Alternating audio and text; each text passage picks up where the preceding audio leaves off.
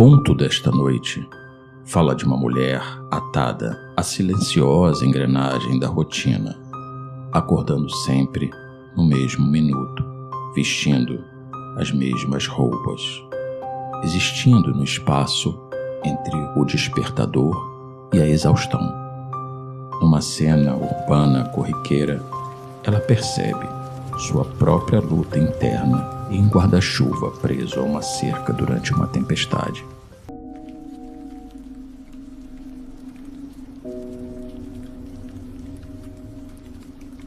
Ela acordou às 6h47, como acordava todos os dias há 4 anos. Ficou deitada por exatos 7 minutos, olhando para as manchas de umidade no teto. Uma delas tinha o formato do mapa da Austrália. Ela já havia decidido em algum momento dos últimos anos que, se pudesse viajar, seria para lá, porque a mancha no teto precisava deixar de ser uma promessa. O banho foi de sempre. A água quente até o espelho embaçar completamente, afogando seu reflexo.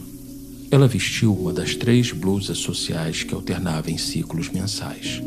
Tomou o café sentada no mesmo canto e saiu de casa no mesmo minuto em que todos os dias saía. O trajeto até o ponto de ônibus durava 12 minutos. Ela conhecia cada rachadura da calçada, cada portão que rangia com o vento, cada poça que se formava nos mesmos lugares depois da chuva. Havia uma poça em frente à padaria que sempre refletia a fachada do prédio vizinho, e ela, às vezes, parava meio segundo para ver o mundo de cabeça para baixo. Hoje não parou. Hoje ela pisou na poça. Seu guarda-chuva era vermelho, comprado às pressas numa banca de jornal 3 invernos atrás. Tinha um pequeno rasgo numa das abas, perto da haste, que ela sempre esquecia até a chuva encontrar exatamente aquele ponto e molhar o seu ombro esquerdo, como hoje, como sempre. Ela tentou ajustar o guarda-chuva para desviar do gotejamento, mas o movimento fez a água escorrer pelo cabo e molhar sua manga. Suspirou.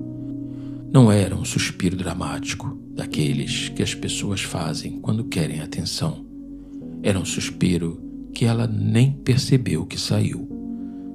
Apenas o ar, deixando o corpo porque o corpo já não sabia mais o que fazer com ele. No escritório, a luz era fluorescente e tinha a temperatura exata de um hospital. Ela mergulhou em suas planilhas, números, colunas, fórmulas que ela havia decorado no 3º mês de trabalho e que agora digitava sem pensar. O que ela pensava, na verdade, era no guarda-chuva rasgado. Precisava comprar outro. Precisava lembrar de comprar outro. Precisava lembrar de lembrar, o que era diferente e mais difícil.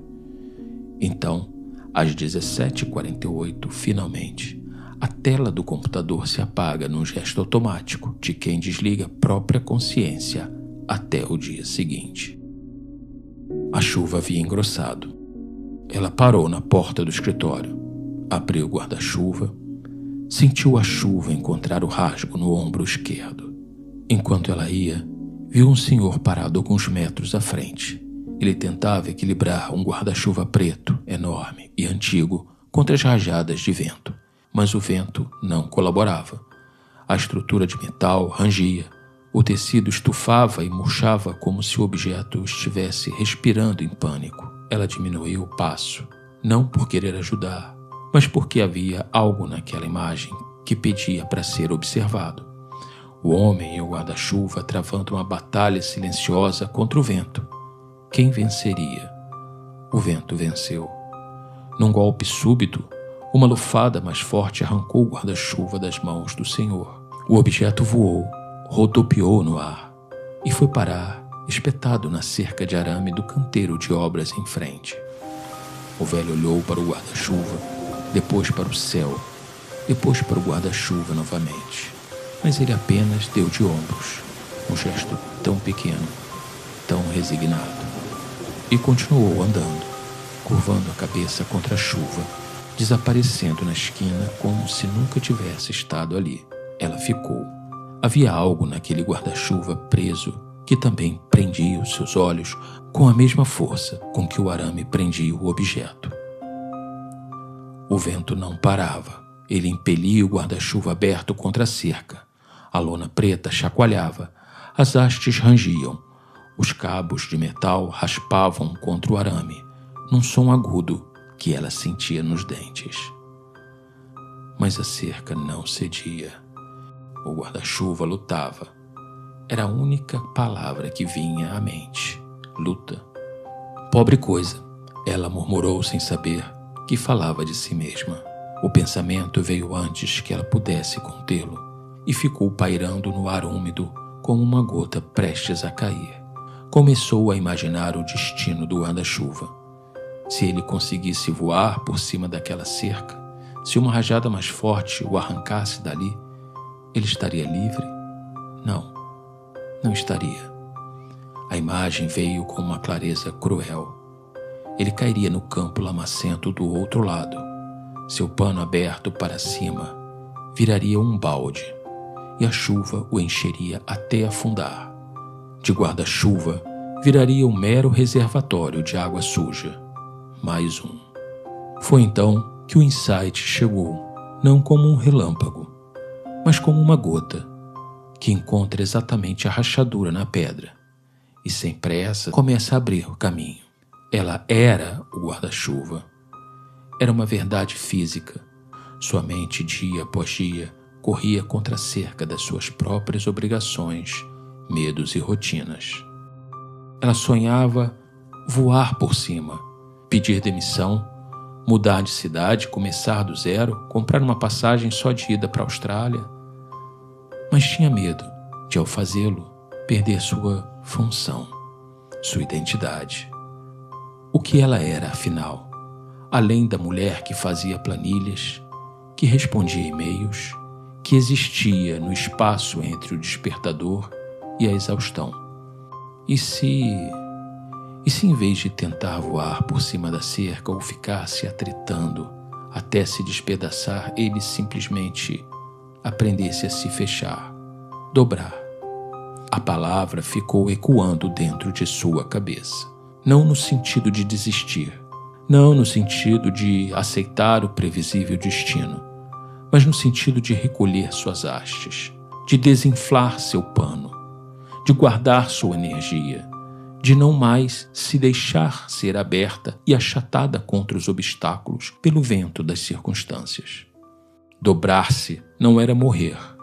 Dobrar-se era compreender os humores do clima e tornar-se agente de sua própria ação. Talvez amadurecer.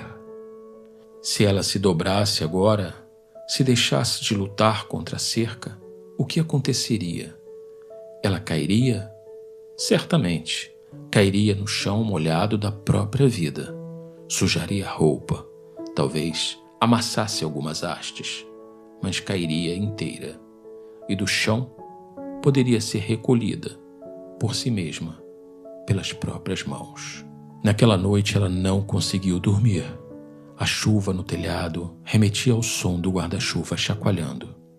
O ritmo da luta, o rangido das hastes, o vento implacável a empurrando sempre para os mesmos lugares. Ela se virou na cama, depois virou para o outro lado, depois sentou. O que ela esperava exatamente? Ela riu sozinha no escuro. Um riso pequeno, sem graça, que morreu antes de terminar. Qual é a minha cerca? A pergunta veio e ficou. Ela fechou os olhos e tentou ver a resposta. O escritório? Sim, o escritório era uma cerca. A rotina? Também. O medo? Esse era o arame farpado no topo. Era o que a impedia de qualquer tentativa de escalada, de horizontes. Mas havia mais. Havia as expectativas, as dela, as da mãe, as do chefe, as da amiga que sempre dizia: você tem tanta sorte, emprego estável, benefícios, não reclama. Havia o aluguel, a parcela do curso de inglês que ela fazia por obrigação. Havia o tempo que passava sem ela perceber, os anos escorrendo como chuva no vidro. A vida que ela assistia pela janela em vez de viver. Ela abriu os olhos no escuro. A chuva continuava. Ela se levantou e foi até a janela do quarto. A rua lá embaixo estava deserta, os postes refletindo nas poças, a água escorrendo pelos bueiros num som de engolir constante. Em algum lugar naquela noite, talvez o guarda-chuva ainda estivesse preso à cerca, ou talvez não. Ela encostou a testa no vidro frio. Como é que se dobra? Ela perguntou em voz alta para ninguém, para a chuva, para a mulher que o vidro refletia. A resposta não veio, mas veio uma sensação, uma certeza pequena de que a pergunta era mais importante do que a resposta, de que a pergunta era, de alguma forma, já começar a se mover. Ela sorriu, e foi um sorriso leve, quase imperceptível, mas sentidamente preenchido por uma esperança que há muito tempo não visitava o seu peito.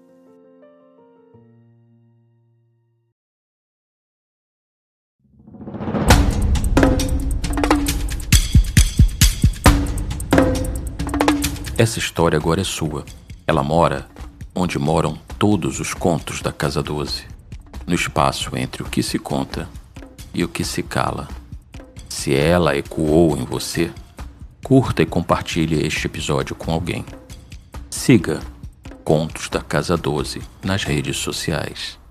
Afinal, algumas histórias só se completam quando são passadas adiante.